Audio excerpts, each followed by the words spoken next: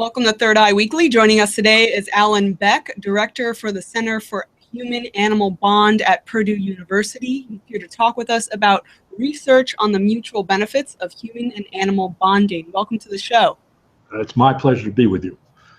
All right, so let's get started with learning a little bit about how the Purdue Center for Human-Animal Bond came to be established in 1982. Okay. Actually, in 1980, the University of Pennsylvania Veterinary School had the very first center, and that's when it finally occurred to at least one vet school that the interaction between animals is typical of veterinary school, and medical school looked at humans. But what's happening between the two is also of both veterinary and medical importance. And I actually left the New York Health Department to become the first director of the Pennsylvania Center. And only about 2 years later, which is before I even knew anything about Purdue, Purdue had visited us, people from Purdue, and started their center. So it was actually the second center in the whole country. And then in 1990, Purdue convinced me to leave the East Coast and join them, which is how I got started. But now, and I've been doing some work, at least half of the North American veterinary schools, and there are only 30 of them in the whole Canada and US, about half of them have some kind of program, and they vary, that's looking at specifically the human-animal interaction. Sometimes it's welfare, we're much research-oriented. Sometimes it's animal-assisted therapy programs. Sometimes it's grief counseling. But there's we're finally recognizing that there's something that was not really recognized till about 1970, which is when I actually started getting into this business, that people realize that there's a whole science in itself in what we're doing both with nature and with domestic animals.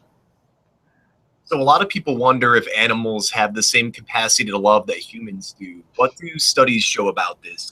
Well, we should really remember that we're not even sure if we understand each other's, love and what it means. I mean, you probably love your parents different than you love your partner, different than you love your brother. It probably is very, it's sort of context. If in the human, or at least the domestic animal or definition, if it shows a commitment and an attachment, willing to change behavior, willing to do, to actually show relaxation response in each other's presence, and it's true for both ways, then you could say that there is a kind of love. It's obviously not the romantic love that's usually what is meant by human love. But there really is a mutual bonding, which, by the way, the only reason when my center started here at Purdue, it didn't use the word bond because I wasn't convinced it was a bond for one reason. Bond, like mother-human bond, which is where the whole term came from, has to be mutual. Both parties have to benefit, and the benefit has to be significant. It's not just enough that we feed our dog. And over the last few years, I was really quite comfortable changing the word and using bond because many of the same physiological responses that we have when we're interacting with a dog, such as a relaxation response, feeling better, oxytocin release, the dog, the cat, the horse also show it in the same kind of context. That is, with somebody they know in a normal human interaction. So I think love is probably as good a metaphor as any. And we use human metaphors to explain relationships. That's one of the problems of being people, I suppose. Like many people, if you do interviews and you ask, well, what role does, say, that especially the dog and the cat play in your life, they'll say, oh, it's a member of the family. Well, they don't really mean it's a member of the family in terms of biological and genetic orientation. But it is the best metaphor we have that the relationship is more than just casual. It's more than just ownership. And I think we're using love much in the same way. We don't have exactly the same words yet, so we twist human words a little bit. I'm so amazed at how animal bonding, now that we can kind of use that term, treat, Sorry about that. Yeah. can treat such a large range of issues in terms of human issues, from anxiety to cancer to Alzheimer's.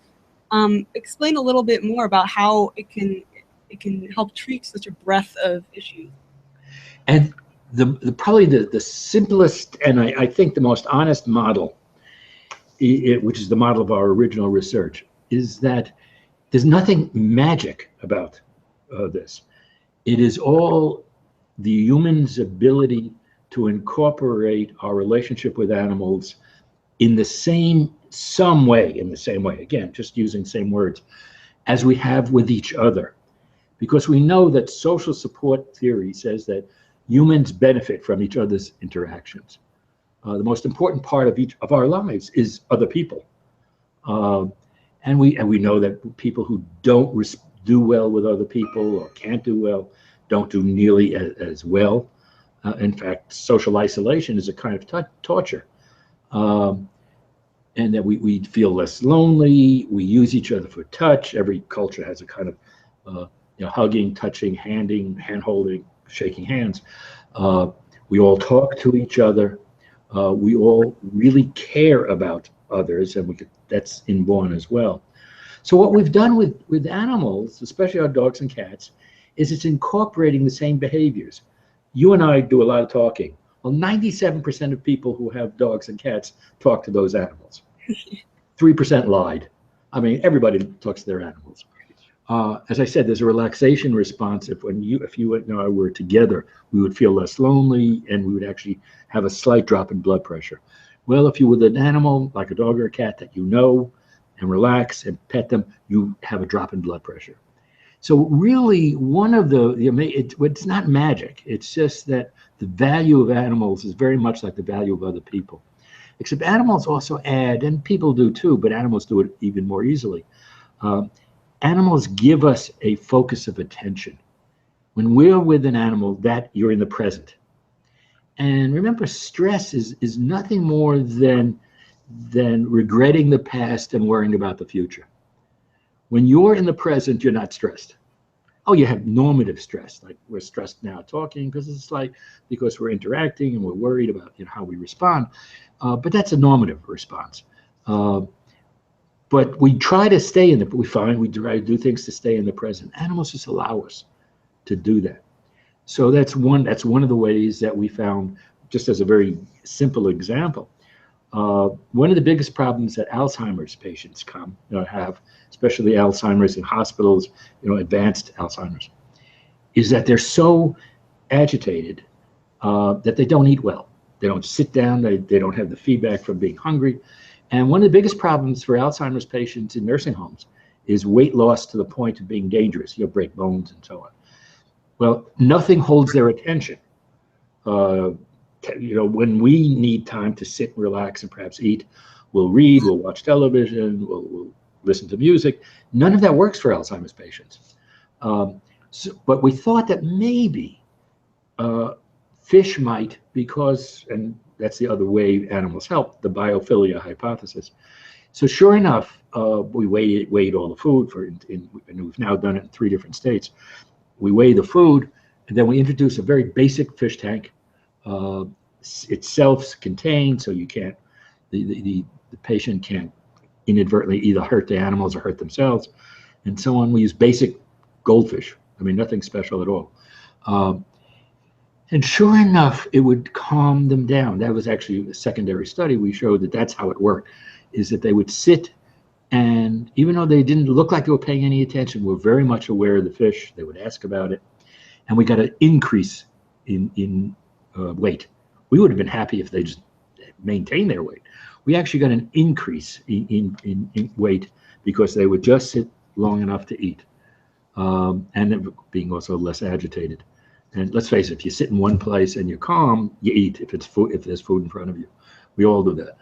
So that would be a very simple example of taking advantage of our inborn attention to animal life, which brought us to the biophilia hypothesis, which is the other way, is that as social animals. We have been basically for millennia selected for people who are aware of nature.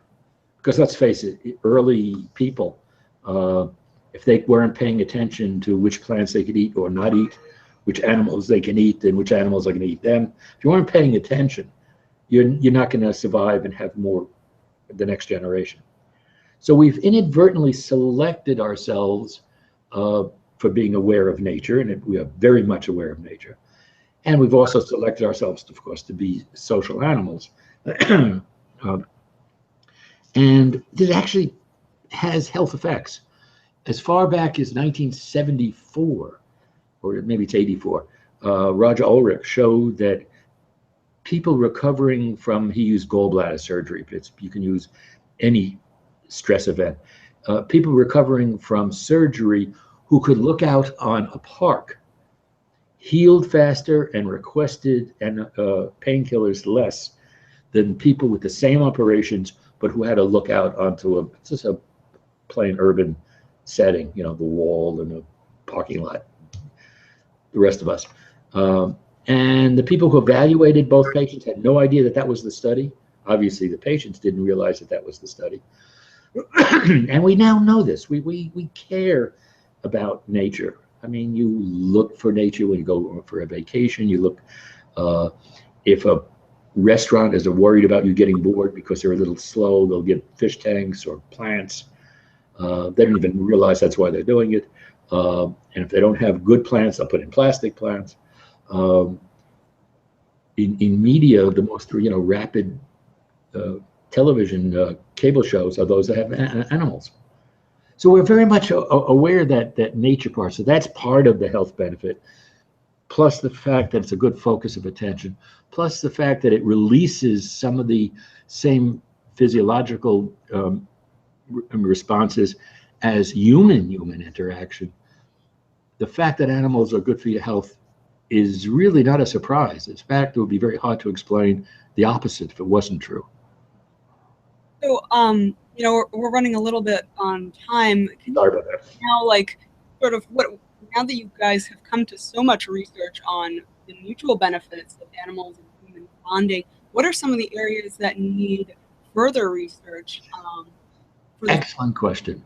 Excellent. One very real thing that needs is better validation of the popular responses that newspapers and television, they talk about how wonderful things are. We need better validation in order to get legitimate funding, if nothing else, to do the studies. Most of animal work is volunteer work. So that's very important, validation. It would be nice to also have a better grasp of any cross-cultural issues, or people with different backgrounds, different species, so we could better fine-tune the use of animals, at least in the therapeutic environment. So I think those are the two, major things. I would love to see more cross-cultural studies. We love dogs and cats. Other people like just cats. Other people like just farm animals or wildlife. There's really a lot of questions that we should address. Great. Well, thank you. Those are all the questions we had today. Thank you so much. And, my pleasure. Thank you. We'll be sure to send you the podcast when it's finished. Please do.